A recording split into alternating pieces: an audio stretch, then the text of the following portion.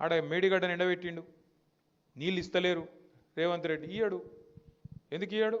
ఎందుకంటే ఆయన బాస్ కింద ఉన్నాడు చంద్రబాబు నాయుడు. నువ్వు కడితే బరాబర్ మర్యాద ఉండదు రాబాయ్ అంటే కిందికి నీళ్ళు పోవన్నాయి. మరి ఇయ్యాడు.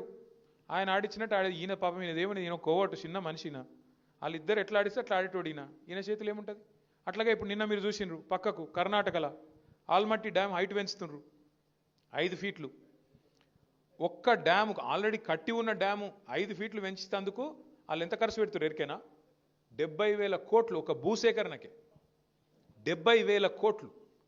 అదే కేసీఆర్ గారు 40 లక్షల ఎకరాలకు నీళ్ళు ఇచ్చే ప్రాజెక్టు దాని మీద 93,000 కోట్లు ఖర్చు పెడితే తిన్నాడు 1,00,000 కోట్లు తిన్నాడు వేసుకపోయింది ఇంట్లోకి. మనం ఎప్పుడైనా ఆలోచించినామా కనీసం? అరే 93,000 కోట్లు ఖర్చు అయిన ప్రాజెక్టులో 1,00,000 కోట్లు ఎవడెట్లా తింటాడు?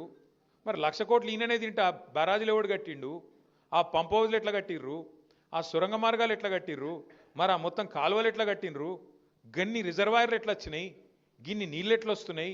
ఇలా భూమికి బరువు అయ్యేంత పంట ఎడికెళ్ళి వండుతున్నది అని ఎప్పుడైనా కూర్చొని ఆలోచించినవా? ఇగో తిన్నాడట అంటే తిన్నాడు తినే ఉంటాడు. ఇదిగో పులి అంటే అది గొప్ప ఒక అడిగినోడు లేడు, చూసినోడు లేదు. ఎవరు పడితే వాళ్ళు ఏది పడతారు చెప్పుడు, మనం నమ్ముడు. ఆయనతో పోయి బాయిలో దుంకుతున్నామా బుందలో దుంకుతున్నామా చూసేది లేదు, పోయి దుంకుడేనే.